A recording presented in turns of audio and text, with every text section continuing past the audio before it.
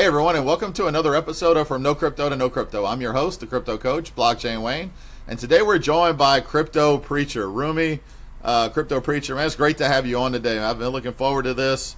You and I go way back, man. So first and foremost, thanks for hopping in today. Thank you very much, Blockchain Wayne. It's my pleasure to have you all here again. Absolutely, man. I definitely want to highlight what you're doing and what you've done in the space. But man, you and I met way back. I think it was you and I were doing some work for News Crypto around the same time, and just stay connected. I was really impressed with what you were doing, what you had going on, because it's important what you're doing out there in Nigeria. So tell everybody a little bit about your background. All right, so I'm major in computer science, but I dived into network. Worked with Huawei some years ago, a telecommunication company here in Lagos, Nigeria. Then I switched to crypto full time in 2018. It's been very good. Currently, I'm the Executive Secretary of the Blockchain Association of Nigeria, which is also known as the Stakeholders in Blockchain Technology Association, CBAN. I've done a couple of projects. I have a community of about 5,000 people. I've engaged government. I've also had opportunity to speak with government on doing the right thing. I've been featured on national dailies here in Nigeria, a whole lot of them, Vanguard newspaper, Business Day, and also been featured on international dailies out of Africa and outside Nigeria and Africa as well. I'm actually a crypto market analyst right now with the foremost and the most admired TV station out of Nigeria. It's called Channels TV. I'll be live tomorrow, hopefully discussing crypto and the entire crypto market. I've been doing that for past 2 years now, and we're pushing adoption our own way, and we're going to do it really big.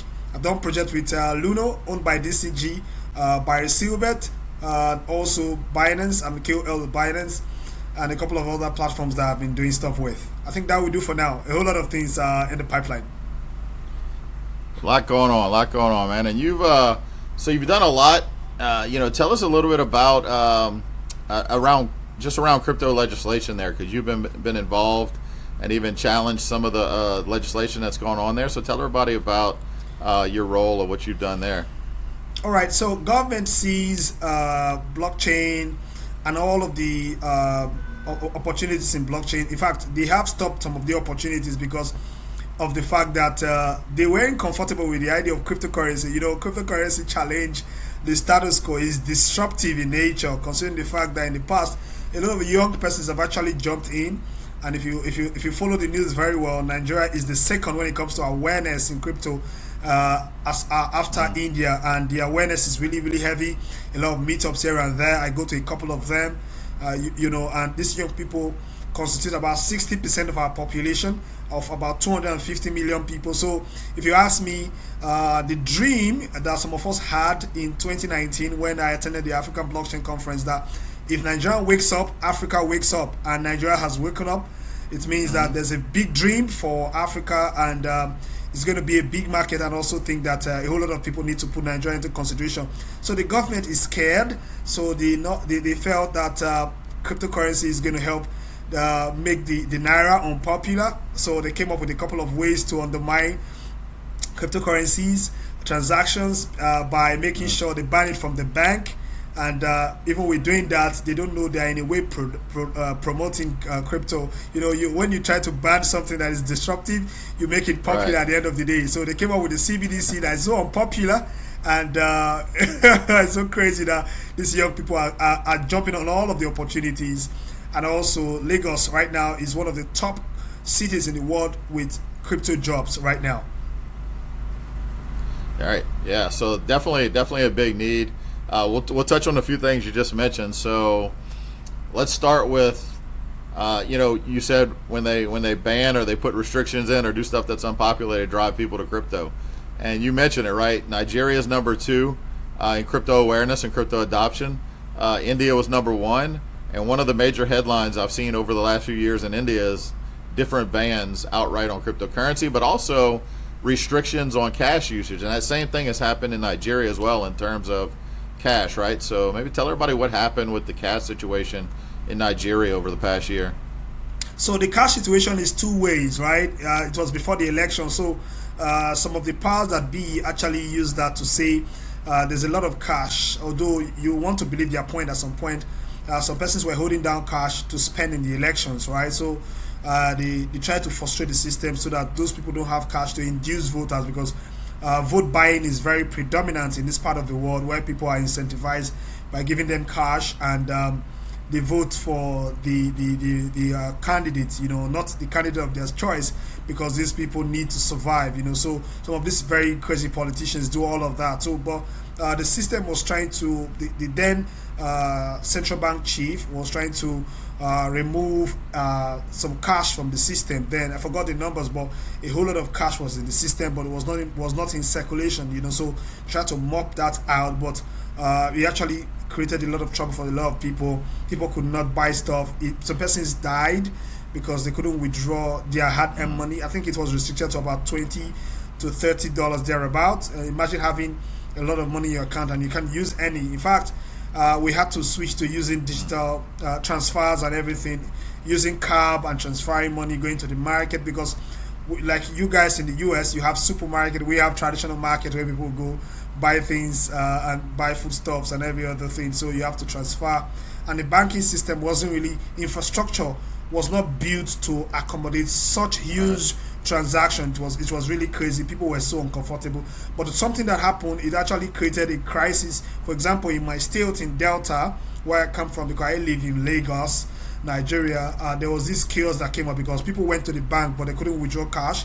So they set the bank ablaze. They destroyed two banks, and they set all of the cars ablaze. So, and it became a very serious issue, and it came and gone, and every of these things have actually calmed down right now.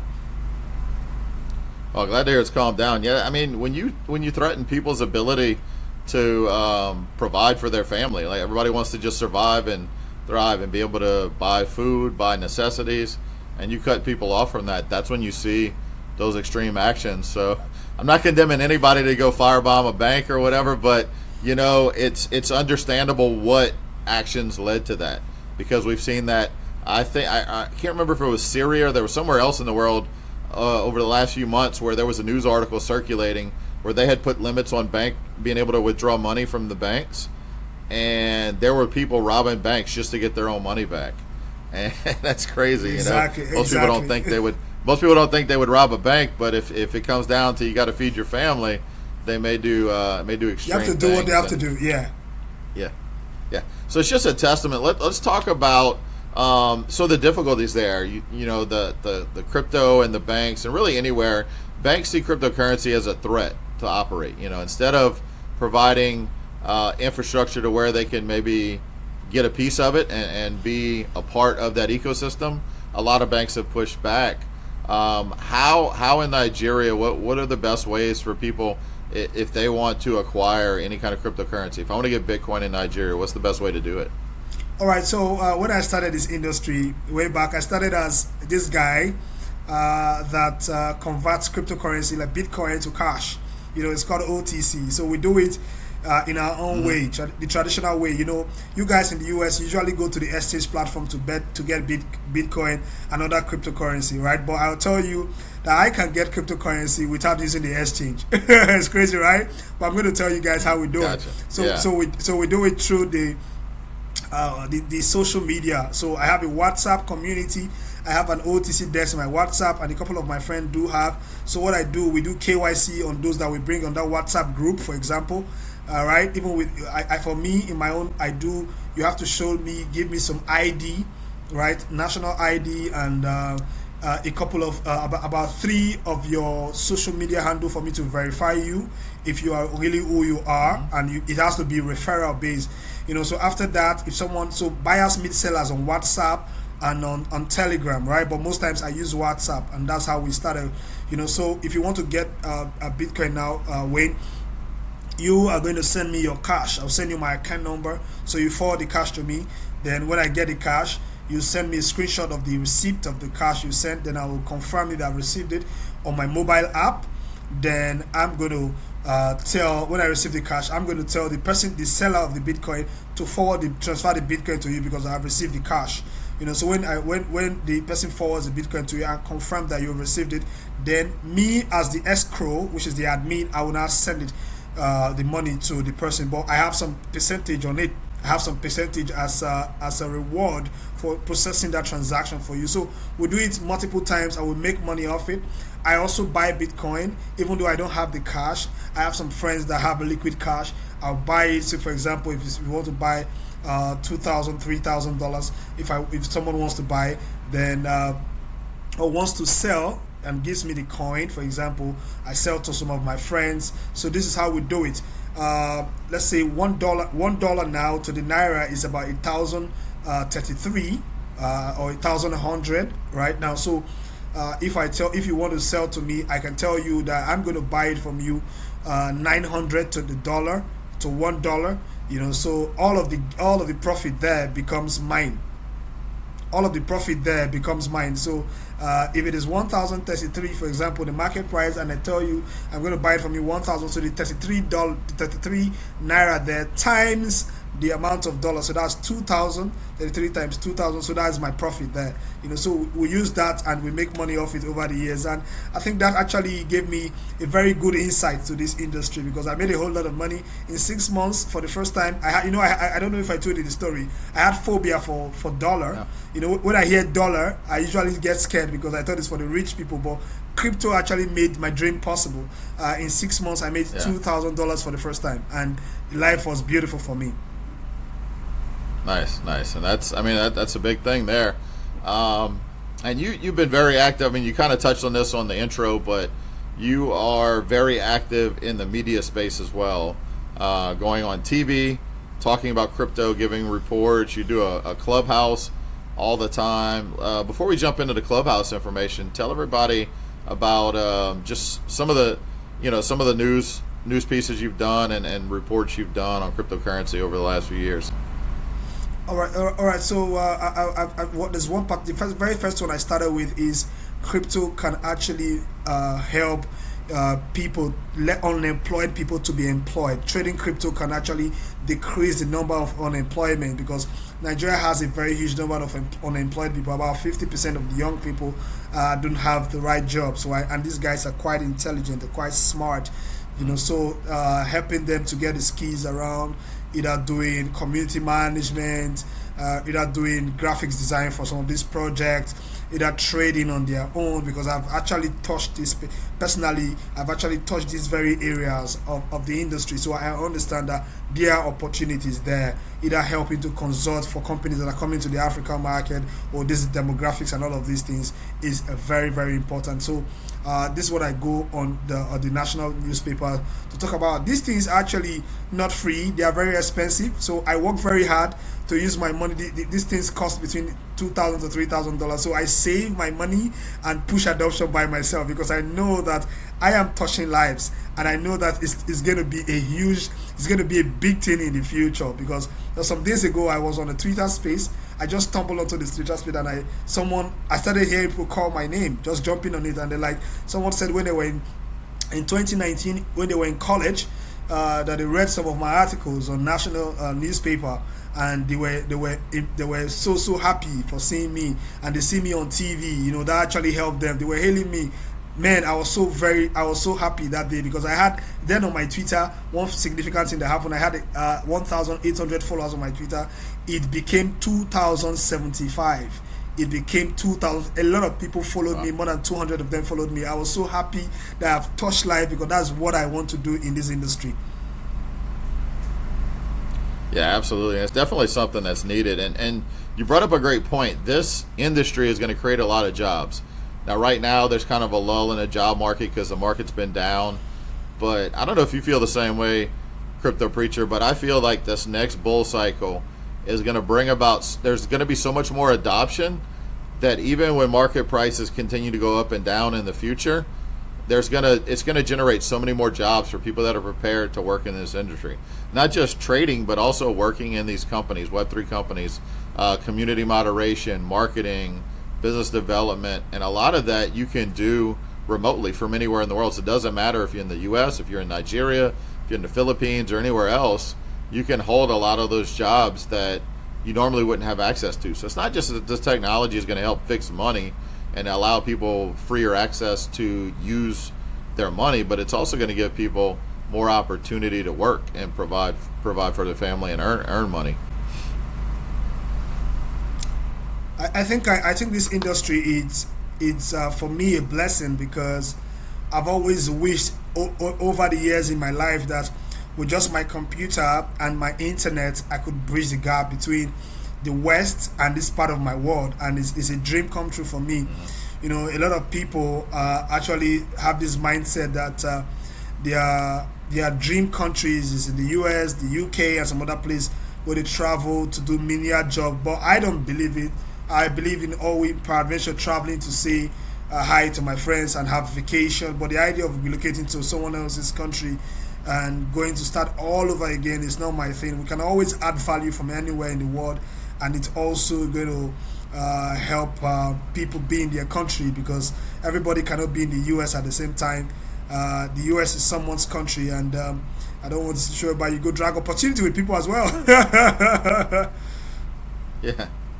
Well, I mean, you're absolutely right. I mean, you want to create the opportunity where you live and not have to move and start over. And I can understand where that's coming from. I mean, some people do it and some people are forced to do it. But if you have the opportunity now to not have to do that, that's definitely understandable. I mean, yeah, we all want to travel, but we all want to have, have that home where we can at home base. And I think this digital world is really creating that. It started, the internet kind of led to that, and now the ability to earn money. And now, as cryptocurrency becomes more and more prevalent, it doesn't matter where you are in the world. You don't have to worry about switching from, whether it's the currency in Nigeria to the peso in Brazil to the dollar in the U.S. It's currencies that are easily interchangeable on exchanges, and that's also something that people need to learn. Now, tell us a little bit more in depth about your Clubhouse. You run a Clubhouse on a regular basis. Tell us about that and kind of what kind of things are discussed there. All right, so in 2022, I stumbled into Clubhouse, because then when Clubhouse started, it was for iPhone users, but I couldn't. I'm not an iPhone person, right? So I'm an Android guy, and I love Samsung, so maybe that's my tribe. So when it became open to Android users, someone actually told me that a friend of mine, he's a childhood friend. I think he's in the U.S. Marine. But he's actually now retired. So he was telling me that Clubhouse is good and stuff. So one day I downloaded the app. It worked. Then I jumped on a room. Then I left the room. So a lady messaged me. Then why did I leave the room? So I felt like I didn't feel anything important there. So I said, okay, thanks for checking out. So we connected and stuff. Then we started talking. Her name is Diana Sealgate. She's my co-founder. So I started checking some of these rooms. So I told myself that I love the news. I love crypto news. I like anything that give me the opportunity to know what is going on in real time. I can tell you all that has happened today, the top news in crypto. So I love things like that, so that people are abreast with all of the information happening in crypto. So I told her that what platform that she told me that she's into crypto as well. Then there's a crypto platform that she's also an admin, right? The name of the platform is Crypto CE, that's continuous education. So I joined, I was listening. They were all predominantly from the US, white guys, all of those things, so about the black boy from Africa and Nigeria. So I spoke to the lady, and she said, I told her my idea that I would like to do something really unique. So I told her I want to be doing the news. So on Wednesdays and Fridays we usually do crypto news on Crypto CE. So I started doing it till there was a bit of challenge, racial challenge, on the platform, where some Jewish guys had issues with the founder. I think she was heavy into alcohol and kind of thing, so she abused the people. And these Jewish guys, when they didn't take it good, so that actually brought about the collapse of the platform. So, and the founder really didn't like me, because I had a different idea, but I was bringing crowd for the group, but she didn't really like it, but she's an alcoholic, so I didn't really take it personal. So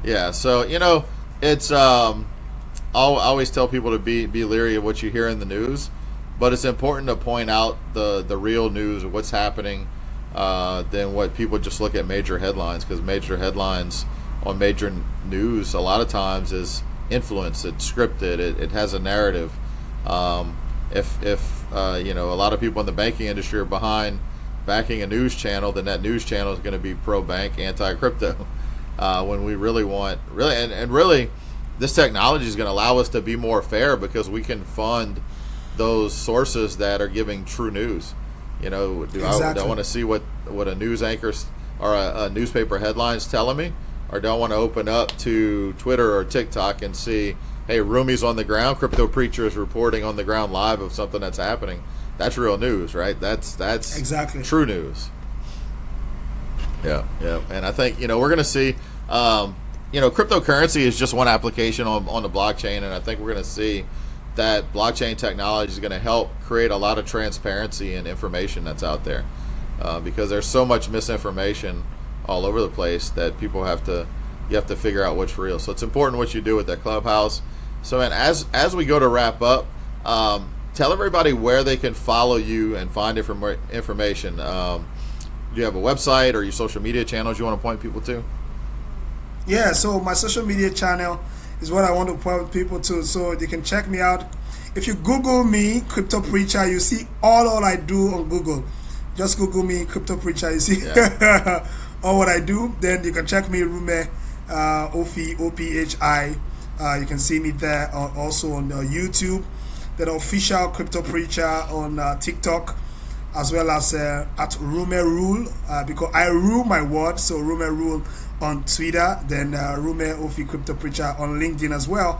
I have a crypto news aggregator, but I'm fixing it right now because I have the challenge I want to face. But it's called the cryptopreacher.io, where I do news aggregation, right, from different parts of the world, to know exactly what is happening.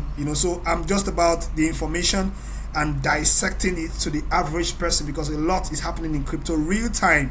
So a lot of information can blow on. If you're not careful, in seconds, you don't know, you can become outdated, So everything happens very fast in crypto, from regulation of Coinbase having issues with the SEC, or Ripple having issues with the SEC right here and there, Grayscale with GBTC and all of those, all of those challenges. What is security? What is a commodity? And a whole lot, So there's a lot to talk about. And I know this platform is a very short time for now, but we're going to hit it when the time comes. Yeah, absolutely. Definitely follow Cryptopreacher.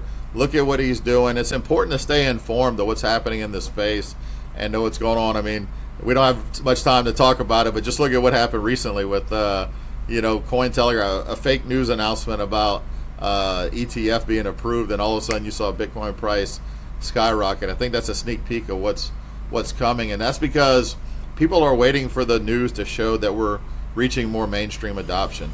And I challenge everybody listening, whether you're new to this space or haven't even dipped your toe in yet, follow people that know what they're talking about. Myself, Cryptopreacher, others that, we're not out here trying to sell you a product. We're telling you, get informed, understand this, know what's going to happen. I mean, Cryptopreacher, you understand that's going to impact your community. The more you can prepare your community for what's coming, the more the people around you are going to prosper as well. Exactly. That's the way to go. The truth is, I always tell people, the importance of education in this industry cannot be overemphasized. You cannot learn too much. So let's keep learning and being consistent. One thing I find very disturbing is that a lot of people are not consistent in this industry, but it's good we are all consistent. Imagine you not being consistent, we won't be coming here for this event. Imagine myself not being consistent, both of us will not be speaking on this channel. So it's important for us to be consistent. And guys, check out for me tomorrow on Channels Television. I'll be analyzing the news again and where the market is headed. Awesome. Definitely. Well, thanks again, Cryptopreacher, for joining us today. Everybody listening, I challenge you to follow Cryptopreacher. Look at what he's doing. He's very active on multiple platforms. I think the platform I see you active the most that I see are really LinkedIn. You're very, very active on LinkedIn, Twitter, but also really anywhere. And check out his Clubhouse. 10 a.m. Eastern time, right? Yeah, 10 a.m. Eastern time. Yeah. Think crypto. Yeah. Think crypto. Think crypto. Absolutely. think crypto. There you go. All right, everybody. Thanks again, Crypto Preacher. Thanks, everybody, for listening in, and we will catch you on the next episode. Take care, everybody. Bye-bye.